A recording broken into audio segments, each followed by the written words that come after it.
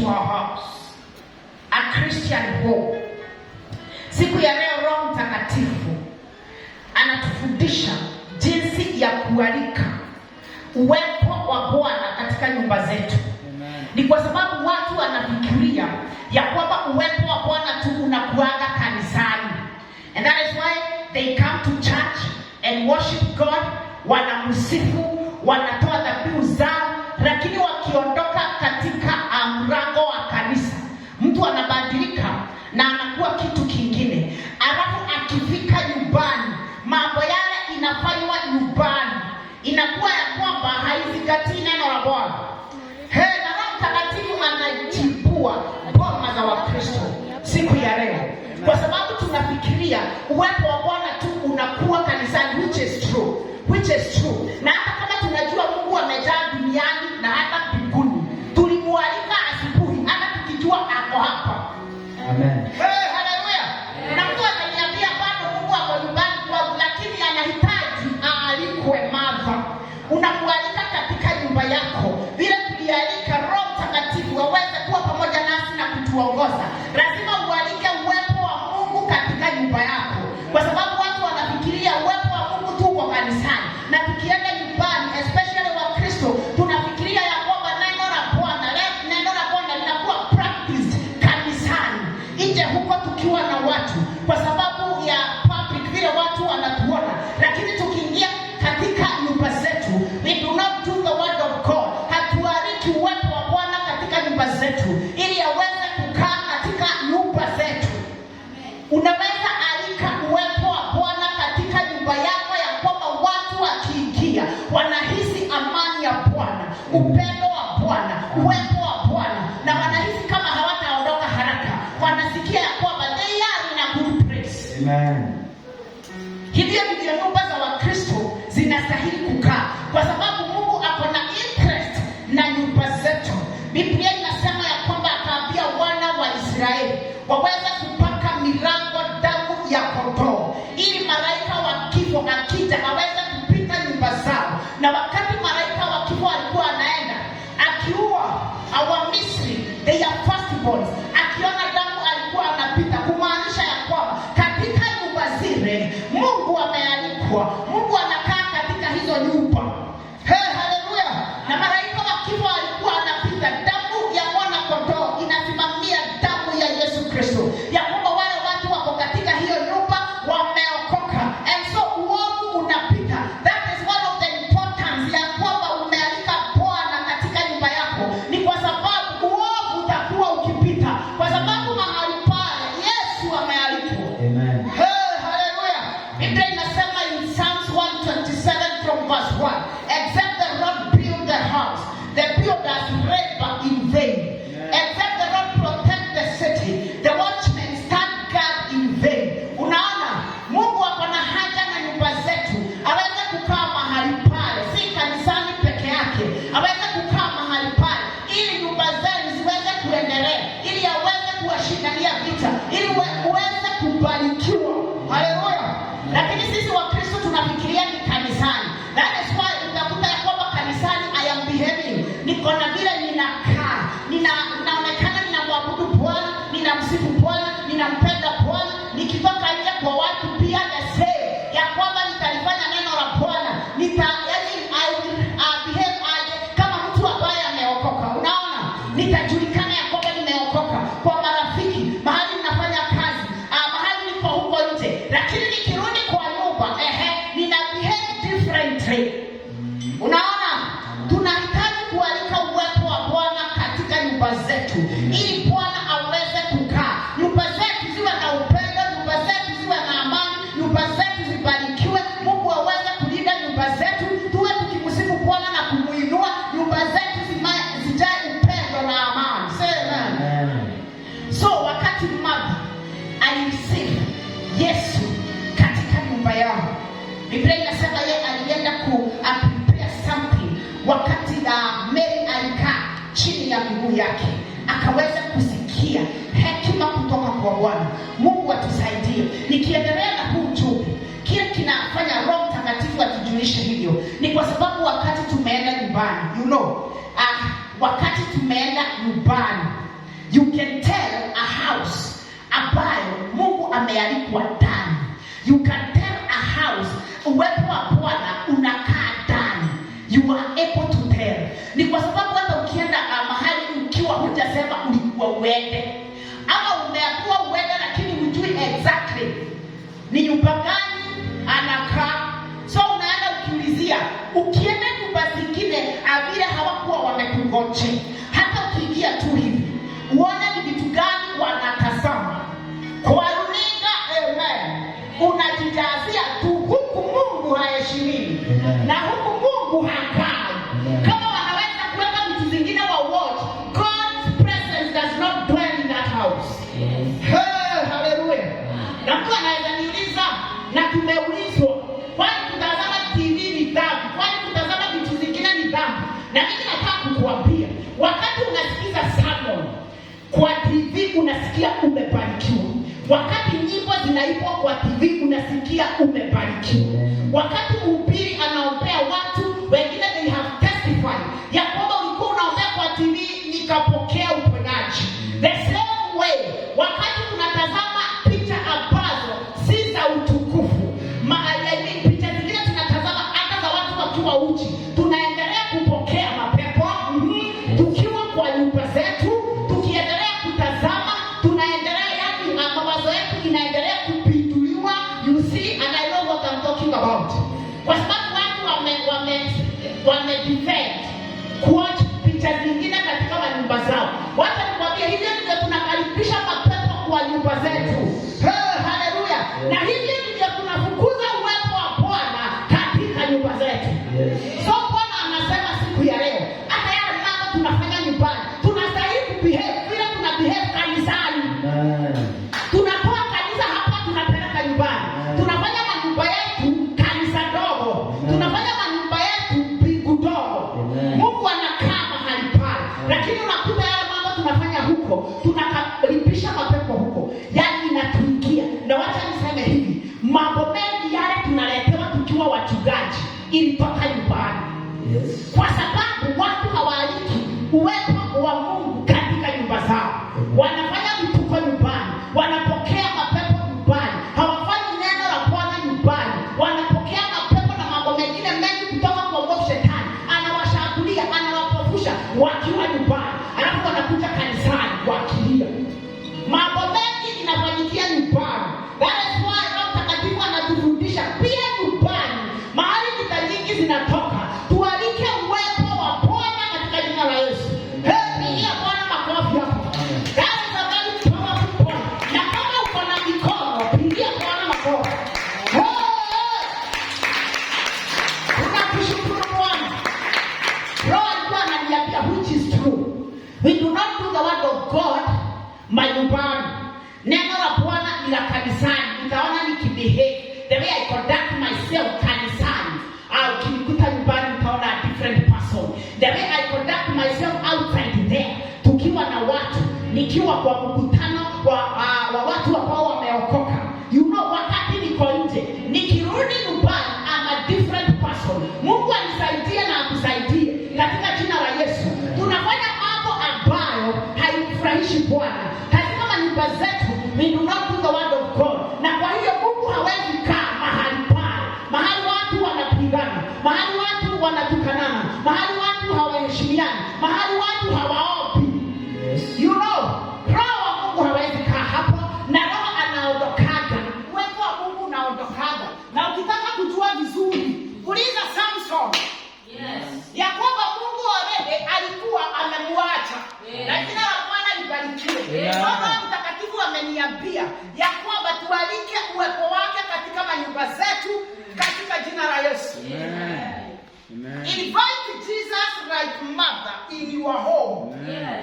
Ukombozi uanze kutoka nyumbani. Basi atakuwa na kazi kubwa kwa madhabahu. Kwa sababu pia Mungu hukaa nyumbani kwako. Anakaa manyumbani mwenu. Amekuwa invited. Mungu atusaidie katika jina la Yesu. Unajua ni rahisi sana kujua zile nyumba Mungu hakai huko. It is very easy. Kama vile nimekuambia, utaona vitu tu wanatazama. Hata ukiwatembelea, even katika your presence, hata hawateki, wamezoea. You know kuna vile pastor akiingia nitaona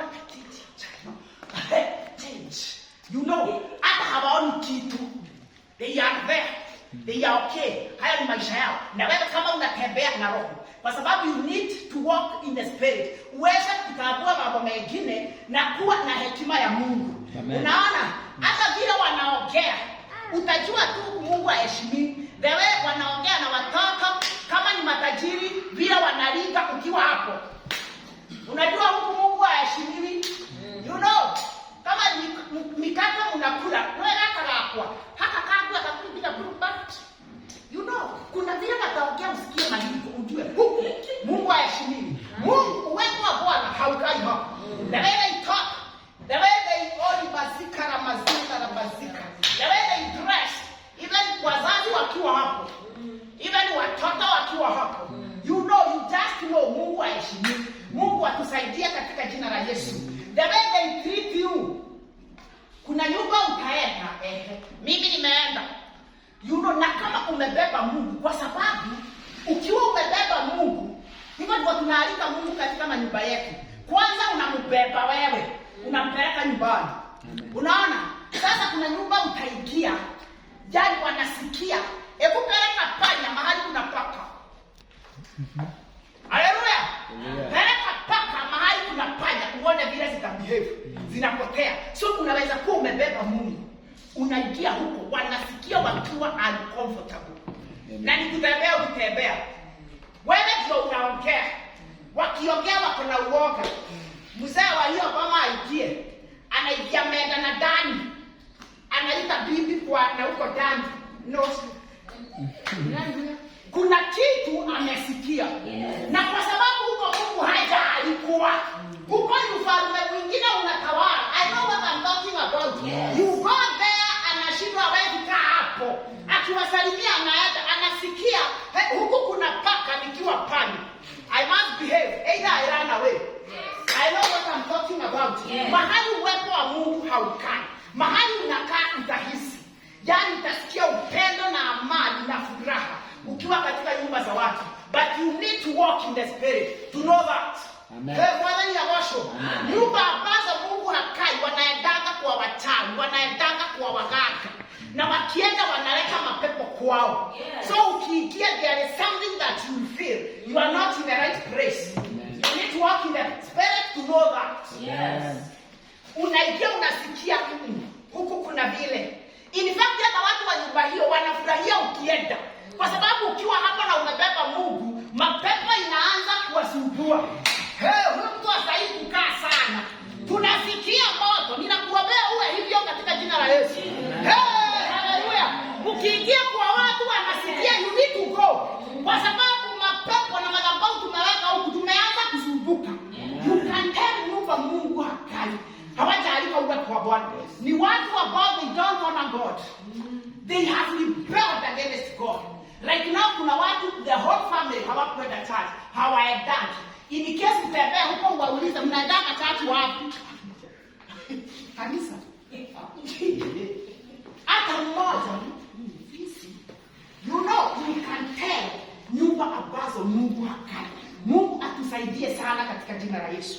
May God help you and may God help me. Kwa sababu na wale watu ambao Mungu anakaa ndani ya nyumba zao.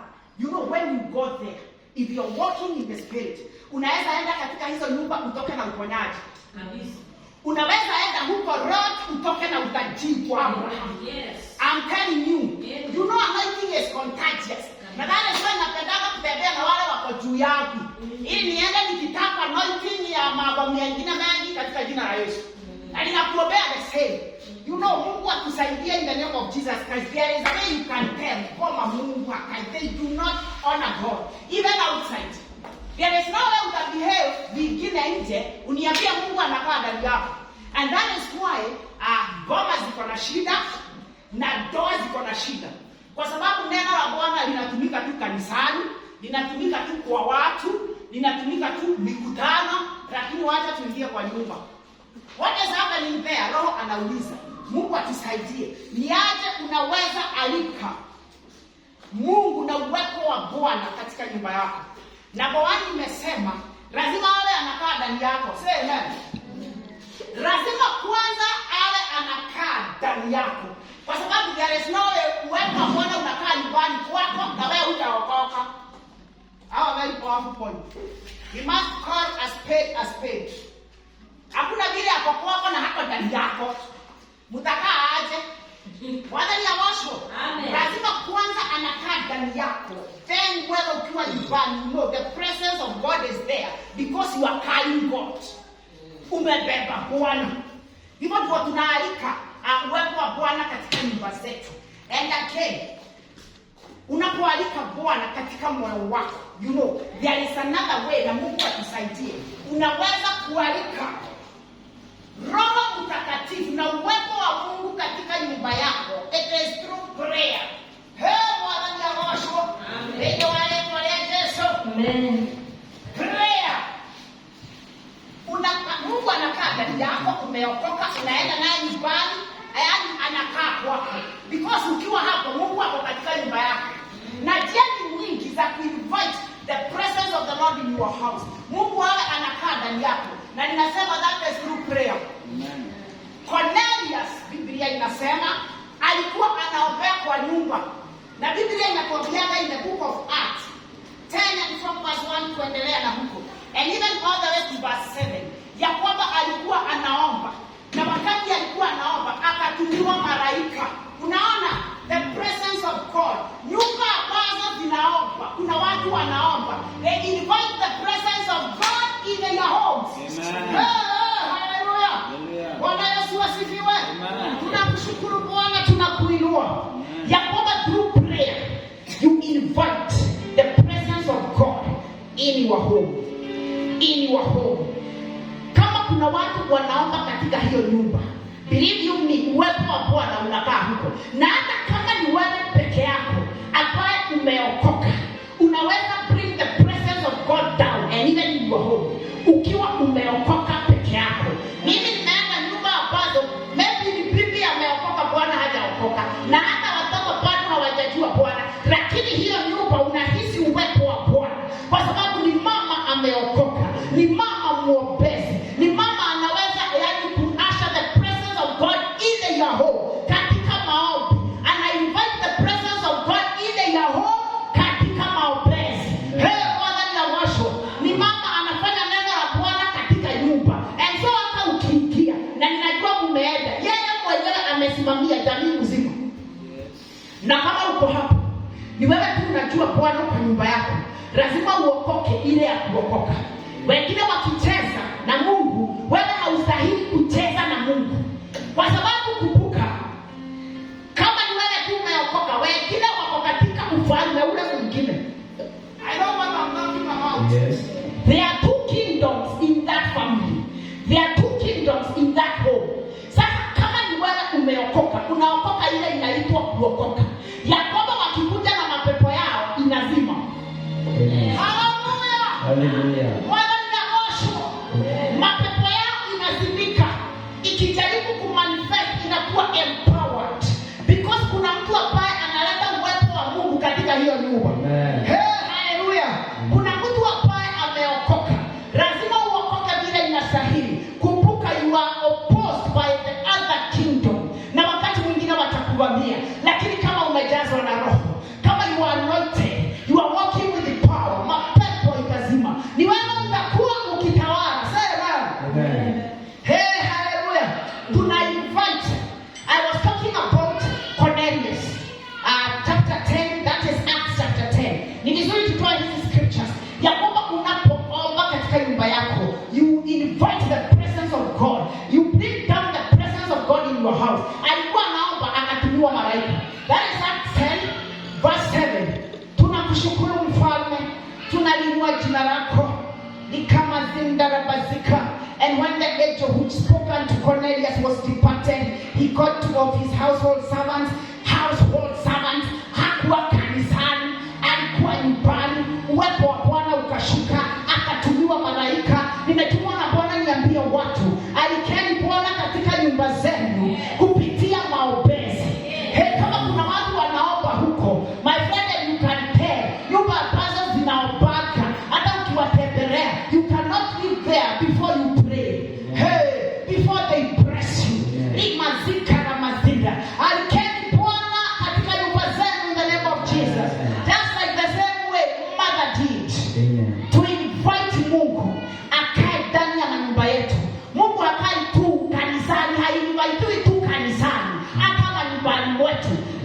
atusaidie. Njia ingine tunaalika Bwana katika manyumba zetu, it is through giving our sacrifices.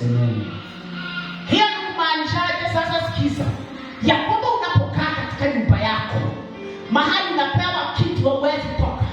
Mimi nimeona mbwa za neighbors zinaenda kwa nyumba fulani zinakakalia huko kwa sababu zinakula. Haleluya. Amen. Wananyabashwa. Yaani kuku za neighbor zinakaaga kwako. Unaona? Nimeona haya mambo.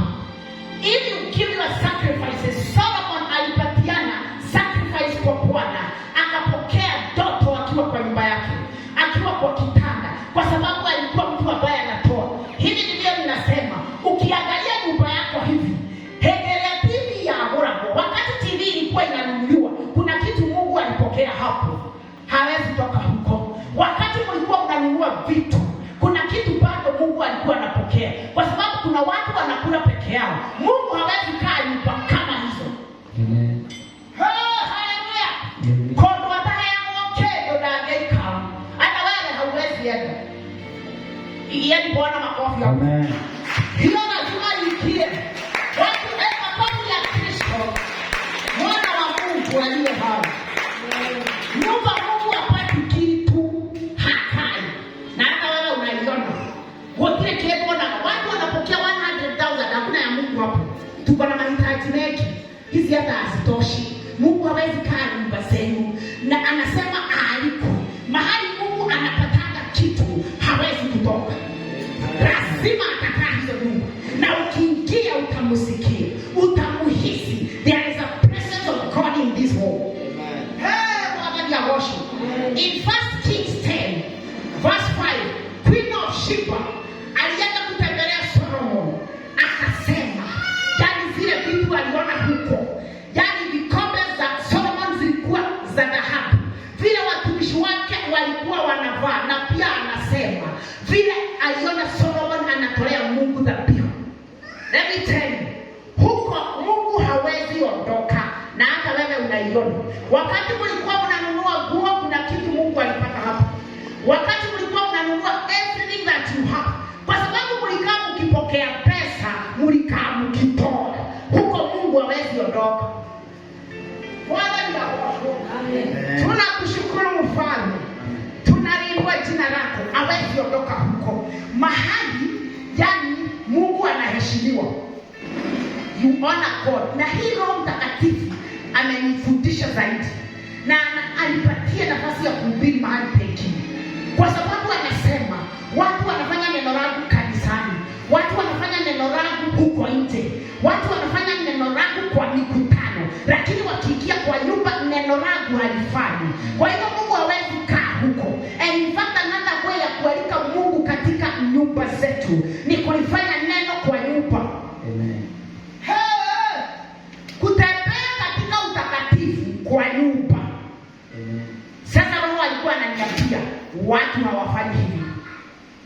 Watu ambao wameoana, neno ni la kanisani, neno ni kwa wazazi, neno ni huko watu wako mahali tunaonwa. Mimi nikiwa bibi na nikiwa nimeolewa, neno limefika tu hapo. Unaona, nikienda kwa mume wangu, I cannot do the word. Na that is why doa ziko na shida. Hey, hallelujah. Hallelujah. I cannot do the word. Kama ni Bwana naye na ameokoka, akifika nyumbani, huku ni mimi ninawika, hawezi nifanya neno. Unaona? Neno, yani, na wakati wamekosa, hapa hakuna mahali pastor anaingilia. Hapa hakuna mahali kanisa inaingilia. Ni mimi na wewe, wakikosana hakuna kufanya neno la Bwana tena. Na halifanyangi. Such that nikidisobey the word of God kwa Bwana, sioni kitu. Huyo ni Bwana. Na sisi wa mama unaona vile tunajishika hapo. Yanapo enda na huko. Na saa hiyo sasa niko hapo. Wakuabudiwa, wakuheshimiwa ni wewe Mungu. Mzee naye bishop. Unaona? Elder wa kanisa wakikosana na bibi yake. Sasa wewe hata ukiondoka huku utaenda wapi? Wewe unadole haki. Lakini sana wakuabudu, unajua wazee kuna vile wanaabudu. wakuabudiwa, wakuheshimiwa ni wewe Mungu. Usiku alitukana bibi yake yote. Mimi nikiwa pasta ninatukana mume wangu bila nikafikiria, lakini sasa Bwana Yesu asifiwe. Amen. Roho alikuwa ananiambia kwa bibi na bwana, they don't do the word of God. That is why wanakosa. Hawalifanyi. Okay, fine. Unajua sisi ni wanadamu na tutakosea tu. So, ukikosolewa, unastahili ukirespond, unakumbuka umeokoka. Haleluya. Lakini hivyo nimeokoka mimi sikosolewaji. Nitakutukana utashangaa. You know, Bwana na yeye nitalipa mahali. So I can say anything. They don't do the word of God. The Holy Spirit was telling me that. Because if they did, hata wangekuwa na kitu ya kukosania. Hallelujah. Lakini ninaona nikitii neno, yani nikidisobey Mungu kwa mume wangu, hiyo si kitu. Hiyo Mungu nikaa haoni. He does not consider. And that is why watu wameona wanatukana na zile sugu. Ukiwakuta wakitukana na wao utashangaa kama walipendana one day. Yote inakuwa hapo. Sijui wewe hata unakaa aje. Kwani umezeeka? Wala ni moto. Mkristo anastahili kuongea hivyo. Mbona watu wanaongeleshana hivyo? You know, anything bad, bitter words zinaambiwa hapo. Na Mungu hawezi kaa nyumba kama hiyo. Uliza Samson akatoroka kwa sababu akaanza kusikia tension katika hiyo nyumba, kwa sababu neno la Bwana halifanywi. Mbona tunafanya kwa marafiki, tunafanya kanisani, tunafanya mahali tunafanya kazi, tukienda ni kwa jamii, neno la Bwana linawekwa kando. Sasa ni mimi na mume wangu, ni mimi na bibi yangu, ataniona. Utaona mama ameokoka anasema oketeo, wacha akuje. Utaona vile. Bwana Yesu asifiwe sana. Mimi nakwambia ukweli. Mtu ameokoka anapiga bibi yake, anamhit. Mama mmoja alikuwa ananiambia, wamelala hivyo na bwanake, anamfanya hivyo. Anafanya hivyo, anaanguka kwa kitanda. Wa Christian. Bwana ya mosho. They don't do the work. Lakini Bwana ananiambia, kama tungelifanya neno, hata kitu ya kukosania hakungekuwa nayo. Lakini neno ni kanisani, neno ni kwa marafiki, neno ni kwa mahali tunaonekana. Tukiingia kwa nyumba tufunga ule mlango, uliza wewe, utashangaa. And that is why nitakuja nihubiri hapo, bwanangu ananiangalia hivi, ananijua. Unakuja, yani mchungaji anakuja kusoma na kuhubiria watu hapa. Haleluya. Bibi yake anamwangalia tu hivi. Mungu atusaidie katika I am speaking the truth. Enda wa kanisa, yani hakuna kitu haiwezi toka kwa mdomo wake atukane mumewe. Hakuna kitu haiwezi toka kwa mdomo wake atukane bibi. Wanaambiwa yote, wanapigana, anachapwa na anaambiwa nisikie umesema. You know, hatufanyi neno la Bwana. Mungu hawezi kukaa nyuma kama hizo. And that is why tunakosana, mambo inaharibika, mapepo inaona nafasi ya kuingia katika manyumba yetu, alafu tunakuja kanisani kulia. Roho Mtakatifu anasema hata kwa bibi na bwana walifanya neno katika uhusiano wao in the name of Jesus Christ. Hallelujah. Tulifanya neno, tukikosana kama watu wameokoka, tunasolve kama watu wameokoka. Ukikosolewa urespond kama mtu ameokoka. Kuna wakati Mungu alikuwa amenisaidia ya kwamba unajua watu ukiwa pamoja mtaulizana maneno, si ndio? Sitasimama hapo niwaambie hatujaulizana maneno. Lakini kuna wakati Roho alikuwa amenisaidia na Mungu anisaidia. Tuke disagree on anything. Au umeona si mzuri fanya. Nilikuwa ninarudi kwa Bwana. Ninamwambia mimi sijaona hii na hii ikiwa sawa. So mimi nimerudi kwako. Unajua bila utafanya na ukweli hiyo mambo inaisha. Amen. Wakati ya mwisho. Lakini sasa nikiwa nimevamiwa na pepo. Ulisemaje? Hiyo kama haitafanywa huku hakutakalika. Na sasa niko hapa. Wakuabudiwa, wakuheshimiwa ni wewe Mungu.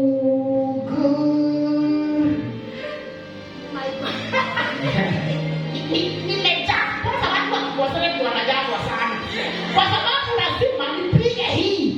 Ninakuwa accused of the enemy, ninambrush off. Wewe unaona watu, hey my God, niko gani?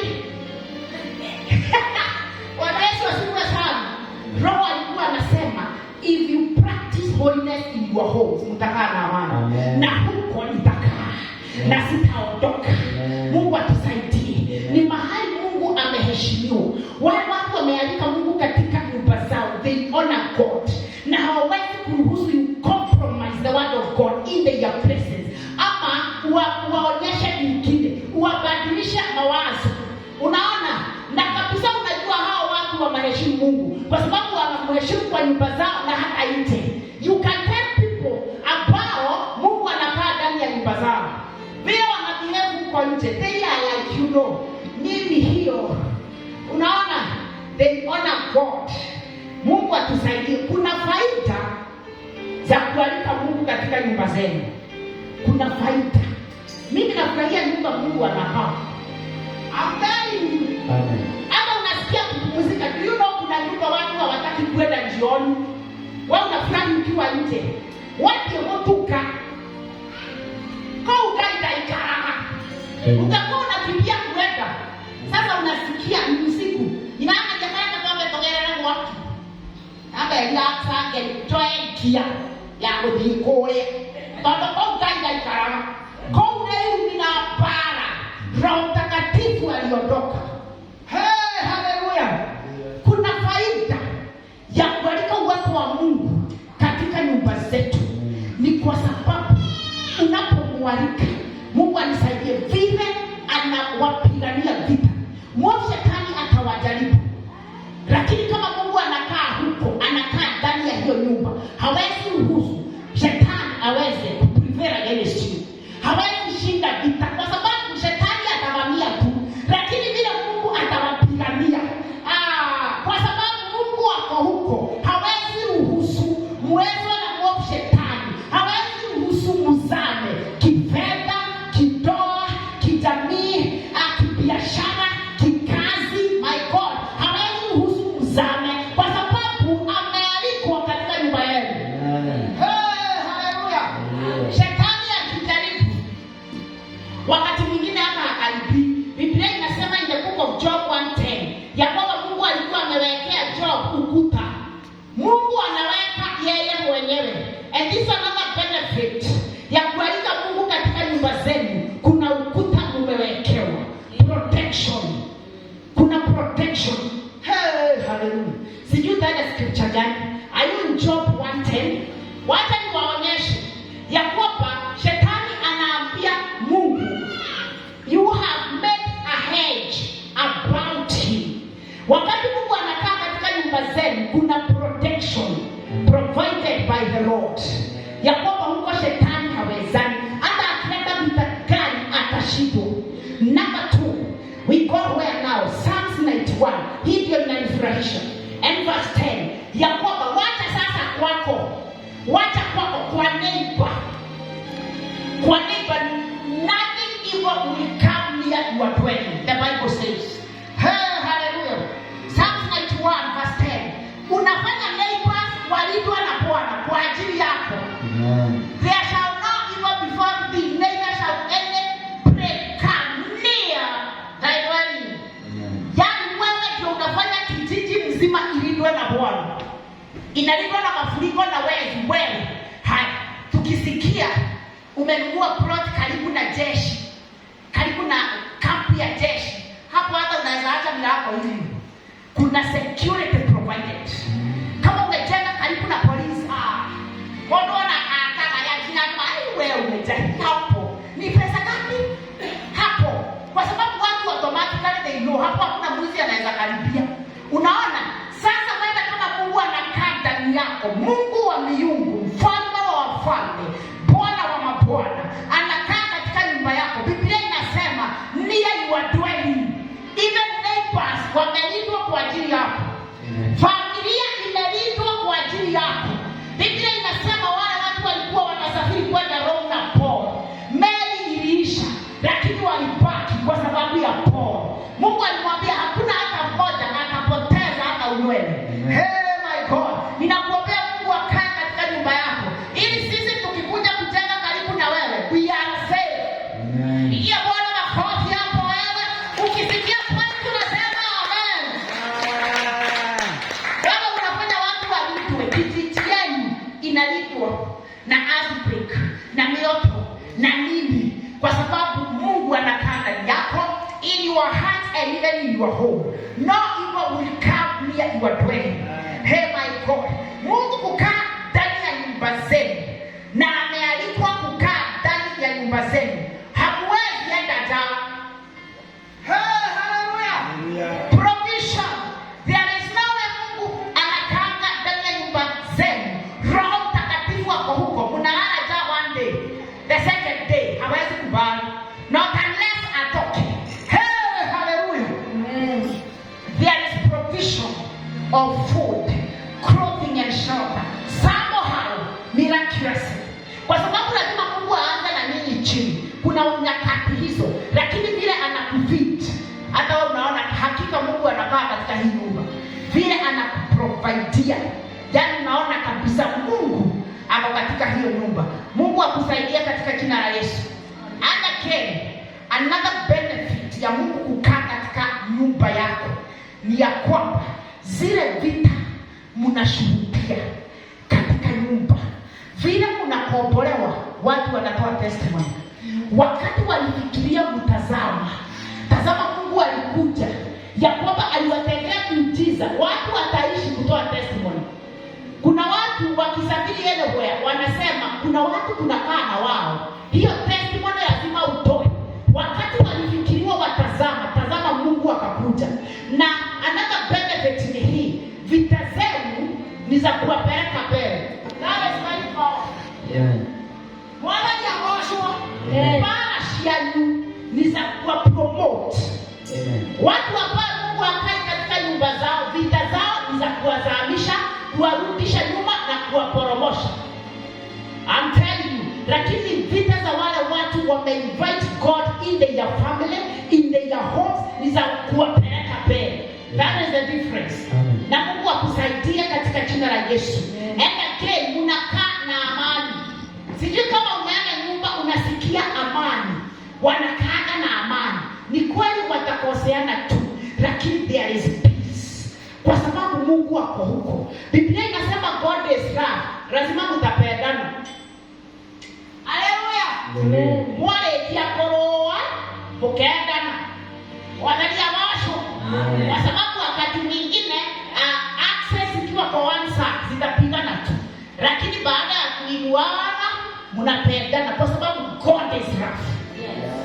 Lazima mta-experience upendo katika jina la Yesu. And again, hata watu wakija wanahisi the same. Mwangalia Washo, nyumba ambazo Mungu anakaa, the testimonies that they give, hata kama kabisa kwa chini. Mimi nimepewa testimonies na watu hapa, ninaona kama niende kwao, kwa sababu unaona kabisa kumbe kwa kaya ikarama. A testimony you cannot imagine. Ya kwamba mimi pastor tiari na jibu, I didn't have food, lakini nikapokea simu. Hey, ona hii, kuna mahali nilienda dunia hii, nje ya nchi hii, nikaenda nikaona hapana. I was telling my family, nikaambia Mungu nendona kulia wewe hivi. Na dilago tibo. Bwana Yesu asifiwe. Niliambia Mungu sikuachi, nimeona ni wapi ulijificha. Lazima tuende Kenya na wewe. Hey, haleluya. Kuna watu wanakupea testimony kabisa, unaona kama Mungu amejificha huko. Testimony ambayo ni ya kimataifa.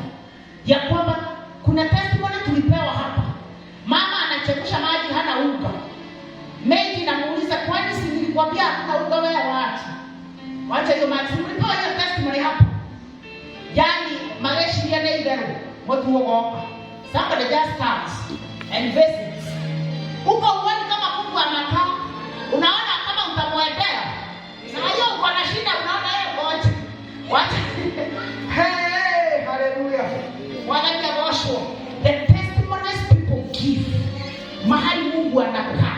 kiajabu. Ninakuombea the same. Kama Mungu anakaa katika nyumba yako, ya kwamba utakuwa ukitoa testimony, tunashangaa. Tunaona kabisa ni kama uweza ulituibia Bwana, kwa sababu kuna testimonies za kimaajabu zinapita akili ya mwanadamu. Kuna wakati tulikombolewa as a family, tulikuwa tumevamiwa. Yaani watu waliniambia hapana. Tangulini polisi wakafanya patrol hii area. That was the first and the last. Wananyamashwa. Yaani inataka tukote hivi, we can't believe it. Unaona ya kwamba hata ni askari waliwashika. Sisi tukiwa kwa nyumba. Mungu atusaidie. There are testimonies that you give. Sisemi mimi ni mwema, lakini mimi ninahubiri. You will be giving testimonies, watu wanashangaa. Na Mungu akusaidie katika jina la Yesu. Provision and protection ile Mungu atakufanyia, kwa sababu Mungu anakaa katika hizo nyumba. Those people that God dwells in their homes, they are full of love. Unaona, wanapenda watu, and you can tell. Na zile ya kujifanya, they just love people. Alafu they are givers. They give. Unajua wanakaa kama Mungu wetu tu. Wanakaa kama Mungu wetu tu. Hizo nyumba kama wako mashambani, ni Mungu wa hivyo. Unaona, anasumbuka kama mtu kama huko na kitu. Sisi tauni tunapea mama. Digeruta shukari kama. Wewe inaweza. Bwana Yesu asifiwe. Amen. Lakini keshani kama wamekona harvest, wale ambao Mungu anakaa ndani yao, lazima uende na kitu, they are givers. Kwa sababu Mungu hukaa. And our God is a giver. Unaona, they help people. You know, they love people. Ukiingia unahisi, hey my God, we worship you. We give you glory. Roho anasema tualike, just like the same way mother did. Tualike Mungu katika nyumba zetu. Na vita vitapungua. Makelele itapungua. Umasikini utapungua. Mungu atawatetea na kuwalinda katika jina la Yesu. Kwa sababu ile Roho alikuwa ananiambia mambo mengi tunakuja kulilia huku ilitoka nyumbani. Kuna kuopara ikora woshashite kinalete. Na ni kwa sababu neno la Bwana linaenda through the window. Huko we don't practice. Sisi ni familia na hakuna mtu ataambia mwingine hapa. Si ndio? Kwani watoto watapeleka nje? Wanania washo. Wanakutugashi ya nasi ya service. Wananiambia. No mwana. Atasema ya kwamba takia alichapa mama. Bwana Yesu asifiwe sana. Lakini kama ni wazima tunazimwa. Unaona? Kwani Bwana atapeleka nje? Kwani bibi atapeleka? Sasa tunasahau Mungu anaona. Na ndiposa Mungu ameondoka katika nyumba zetu. Sasa Bwana anasema nialikeni mimi, niingie katika nyumba zenu, uwepo wangu uwe katika nyumba zenu, ili niweze kuwatetea, kuwapigania, kuwabariki, kuwalinda na hata kuwainua, ili niweze kuwajaza na Roho in the name of Jesus Christ. Niweze kuwabariki na kuwainua, ya kwamba mtaitwa wabarikiwa katika jina la Yesu. Haleluya, tusimame na miguu yetu. Watu lazima waalike Mungu katika nyumba zao. Sisi wakati tulikuja hapa asubuhi, tulialika Bwana. Ni bila hakai Mungu anakaa. Bwana, tunaomba tusikuje tuanze ibada yao. Mungu anasema you must ask. You must ask. And again you must invite him in the wedding in Cana. Lazima umualike kwa sababu divai inaishaka. Wacha ahisi alialikwa. Ni kweli amejaa, lakini aalikwe. Na tumeonyeshwa vile tunastahili kualika Bwana. Through yeye kukaa ndani yetu. Through maombezi. Mungu atusaidie. There is no way mnakula peke yenu. Mungu hataishi hapo. Ya kwamba Mungu vile kakie. Muriwaika. Yeye ataondoka. Uliza Samson. Yeye huendaka. Mungu atusaidie katika jina la Yesu. Lazima practice utakatifu katika nyumba. Na Mungu anisaidie. Kwa sababu hapo ndio Roho Mtakatifu ako na uchungu. Hapo ndio ako na uchungu. Hapo ndio ako na uchungu. Anasema that is why I left. Asiwezi kukaa hapo ukitukana mume wako hivi. bibi yako hivyo. Siwezi kukaa hapo ukimchapa hivyo. Unaona? Siwezi kukaa hapo ukitukana watoto wako namna hii. Yaani jamii hasisikizani. God will live. You must provide an environment of peace. Ili Mungu akae ndani yenu katika jina la Yesu. Here we worship you, we give you glory. Lazima mulifanya neno. Ni nini muna watch? Ni nini munasikiza? Kwa sababu vitu zingine tuna watch zinaipa mapepo. I know what I'm talking about. Yes. Kuna watu wengi, unaona hizo picha tunatazama za watu wakiwa uchi. Tazama, zinaturushia mapepo ya usherati. Mimi ninakaa karibu na hoteli na ninajua ni wakati gani za gani wanaambia na this is the time now. Wawili na kuna nyimbo zinapigwa. Zile nyimbo tunatetea ni nzuri ili ziweze kuleta mapepo ya usherati. Mungu atusaidie katika jina la Yesu. Vitu zingine watoto wana watch, wanakuwa wakatili, wewe unashangaa nini? Ni kwa sababu wameona katika runinga watu wakichapana, wakifanya yote. Mungu atusaidie. We may not control everything kwa sababu zitakuwa tu, lakini wacha zisikuingia katika jina la Yesu. Hey my God, wewe pia watoto si mzuri. Wacha Mungu aone ukisema si mzuri. If they watch you have tried. Hey mazikara mazinda. We have entertained the demons in our homes. Mungu atusaidie katika jina la Yesu. The same way unapokea injili kwa runinga, ndivyo unachukua mapepo kwa vitu ambazo si mzuri. Mungu atusaidie in the name of Jesus Christ.